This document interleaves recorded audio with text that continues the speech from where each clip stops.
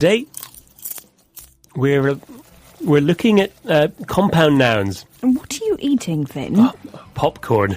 I've also got some ice cream. Do you want some, Alice? Well, maybe after the show. Oh, sorry. In today's show, we're looking at compound nouns. We'll look at what they are, what they mean, and how to use them. There'll be a quiz. And we'll leave you with a tasty top tip for learning vocabulary. So, first up, we're going to listen to Bill and his daughter-in-law talking about Bill's computer. And here's a question to think about while you listen. What's wrong with Bill's laptop? What's wrong with Bill's laptop? Let's find out. I'm having problems with this new software. Where's Mike? He's good with computers. He's buying postcards at the post office, I think. Let me have a look then. I think I can fix this. Susan, you're my favourite daughter-in-law. But should I buy a new laptop? I think you'll have to, Bill. This keyboard doesn't work at all. So, that's Bill and his daughter-in-law. And we asked you, what's wrong with Bill's laptop? And the answer is, the keyboard doesn't work. Now, keyboard is a key word in today's show because it's an example of a compound noun. That's right. In English vocabulary, we often put two or more nouns together to form a new noun, with a meaning that combines the meanings of the two original nouns. We call these words compound nouns. For example, keyboard. The second part, board, names the thing we are talking about.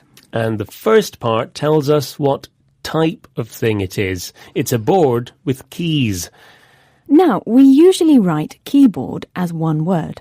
Same with laptop, software, and postcard. But we write others as two words. For example, post office. It's an office where we post things, and we write it as two words. Unfortunately, there aren't really any rules about when to write compound nouns as one word and when to write them as two words, so be sure to use a good dictionary. And we're talking about compound nouns. And if you were listening carefully earlier on, you might have noticed a few compound nouns right at the start. Popcorn was one of them. We also heard ice cream, another compound noun. And you may also have noticed how these words are pronounced. With compound nouns, the stress usually goes on the first part, like this. Popcorn, ice cream, keyboard. Now, what's our final example, Alice? Daughter-in-law. This compound noun is made of a noun and a prepositional phrase. Now, when we write three-word compounds, we usually use hyphens, little dashes, between the words. This shows the three words go together. And the plural is daughters-in-law, not daughter-in-laws. We are talking about two daughters, so we add the plural S to this word.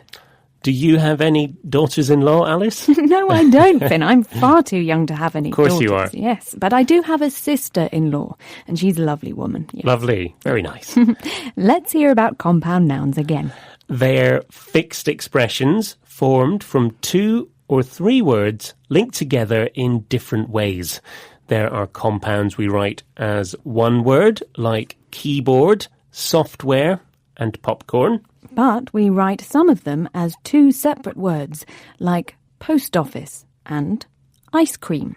That's right. Now it's time for a quiz. I'm going to say a compound noun, and I'm also going to say whether we write it as one word, two words, or with hyphens.